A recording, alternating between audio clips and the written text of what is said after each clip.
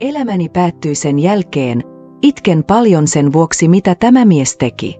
Hän antoi hymyn, joka sekoittui haluun ja mysteeriin, vetäen käteni varovasti hänen alushoisuilleen, jossa pulssi oli niin voimakas, että se tuntui säteilevän lämpöä. En ole täällä tuomittavana, vaan paljastaakseni sen, mitä tein, ja kannan sitä syvällä katumuksella. Ennen kaikkea haluan pyytää anteeksi mieheltäni. Kuvittele eläväsi mukavaa elämää ylemmän keskiluokan asuinalueella naimisissa. Kaikki näyttää täydelliseltä, eikö niin? Mutta mitä tapahtuu, kun täydellinen elämä kätkee synkkiä salaisuuksia? Ennen kuin kerron tarinani, joka saa sinut haukkomaan henkeäsi, muista tilata kanava ja kytkeä ilmoituskello päälle, jotta et menetä yhtään tulevaa videota ja pysyt ajan tasalla kaikista kiehtovista tarinoistamme. Aloitetaan! Nimeni on Aila, olen 33-vuotias ja olen ollut naimisissa Olavin kanssa 5 vuotta. Hän on 56-vuotias mies. Elämämme näyttää ensisilmäyksellä hyvältä. Asumme mukavassa talossa, meillä on rauhallinen rutiini, mutta jokin on aina vaivannut minua mieheni poissaolo. Hän työskentelee myöhään, jättäen tyhjön parisuhteeseemme, erityisesti makuuhuoneeseen. Olen aina ollut aktiivinen ja täynnä energiaa, mutta Olavilla on aina ollut ongelmia tällä osastolla. 3 kuukautta sitten Olavin ainoa poika, 19-vuotias Kauan, muutti luoksemme asumaan. Hän on kaunis, kohtelias nuori mies, mutta melko varautunut. Aluksi hän näytti vain ujolta pojalta, mutta ajan myötä jokin alkoi sykkiä sisälläni aina, kun olin hänen lähellään. Yritin sivuuttaa sen, mutta vetovoima kasvoi yhä vahvemmaksi. Eräänä iltana, kun valmistelin illallista, otin esiin yhden kielletyistä erottisista novelaistani. Olin yksin, Olavi oli vielä töissä, ja aloin antaa mielikuvitukseni laukata. Sen sijaan, että olisin ajatellut miestäni, kuvittelin Taeminin, nuoren miehen, joka nyt asui talossamme. Tiesin, että olin väärässä, mutta yksinäisyys ja halu ottivat vallan. Sinä yönä, irrationaalisessa impulssissa, menin pesukoneen luo, jossa olivat Kauanin likapyykit. Otin hänen alushousunsa ja haistoin niitä. Hetkessä tunsin euforian ja syyllisyyden aallon yhtä aikaa.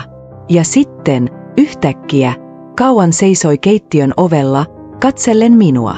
Jähmetyin, vapisin kauttaaltani. Hän näki kaiken.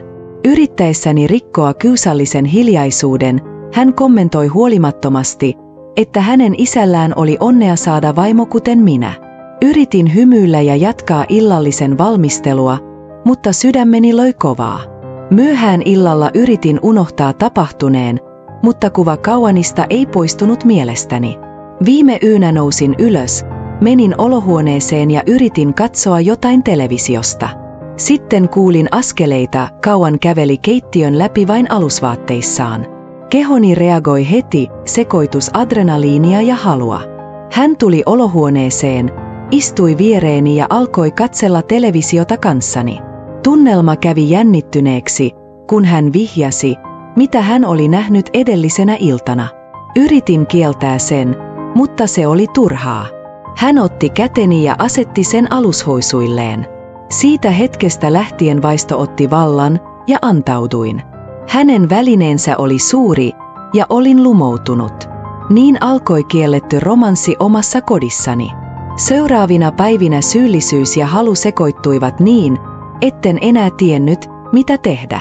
Kauan ja minä tapasimme kaikkialla talossa, kunnes tapahtui jotain odottamatonta, kuukautiseni myöhästyivät. Paniikissa tein raskaustestin, ja tulos oli positiivinen.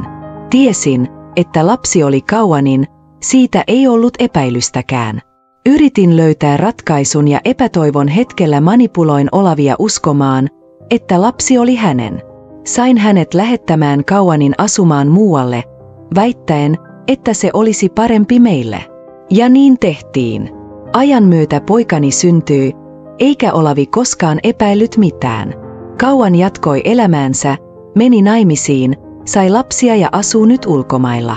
Ja minä olen edelleen naimisissa Olavin kanssa, kantaen tätä salaisuutta joka päivä. Tämä oli ainoa kerta, kun petin miestäni, ja toivon, ettei minun tarvitse koskaan enää eksyä syntiin. Jos olet ollut vastaavassa tilanteessa, muista, että valinnat, joita teemme, voivat vainota meitä koko elämämme ajan, ja syyllisyys on raskas taakka kantaa. Vuosia on kulunut tuosta tapahtumasta, ja elämä on jatkunut. Poikani on kasvanut, ja aina kun katson häntä, näen hänessä Kauanin piirteitä, jotka saavat minut muistelemaan menneitä, jotka olisi pitänyt jättää haudatuiksi. Syyllisyys ja tarve jatkaa eteenpäin ovat luoneet esteen minun ja Olavin välille. Olen pitänyt salaisuuteni lukittuna kuin 7 lukon takana, eläen jatkuvassa jännityksessä, että jonain päivänä kaikki paljastuu. Kauan on muuttanut täysin, ehkä ymmärtäen, että se, mitä teimme, oli virhe, tai ehkä hän, kuten minä, päätti jatkaa elämäänsä eteenpäin.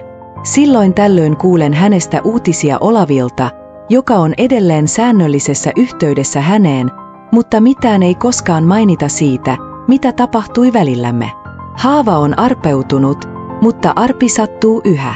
Nyt, kun poikani on täyttämässä 17 vuotta, mietin, mitä tapahtuu, kun hän kasvaa ja alkaa kysyä alkuperästään. Tiedän, ettei Olavi ole koskaan epäillyt mitään, sillä rakensin ja uskoin totuuden, joka näytti kiistattomalta. Mutta valheella on lyhyet jäljet, ja elän jatkuvassa pelossa, että totuus jotenkin paljastuu. Näiden vuosien aikana olen yrittänyt lunastaa itseäni monin tavoin olemalla paras äiti, joka voin olla, omistautuen perheelleni ja yrittäen vakuuttaa itselleni, että se oli vain hairahdus, heikkouden hetki, joka ei olisi koskaan pitänyt tapahtua.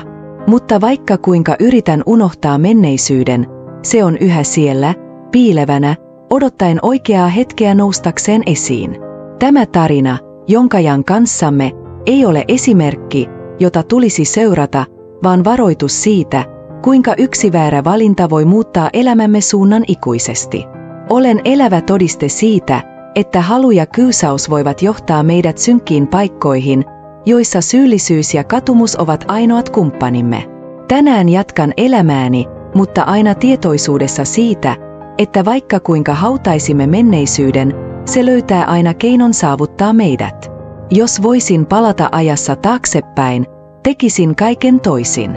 En olisi antanut periksi kiusaukselle, en olisi antanut halun hallita minua. Mutta menneisyyttä ei voi muuttaa, ja kaikki, mitä jäljellä on elää seuraamusten kanssa. Toivon, että tarinani toimii muistutuksena siitä, että rehellisyys ja integriteetti ovat arvoja, joita meidän tulisi arvostaa ennen kaikkea. Vaikka tilanteet olisivat kuinka vaikeita, kiusaukselle periksi antaminen voi johtaa peruuttamattomiin seurauksiin. Jos olet päässyt tähän asti, kiitos, että kuuntelit minua.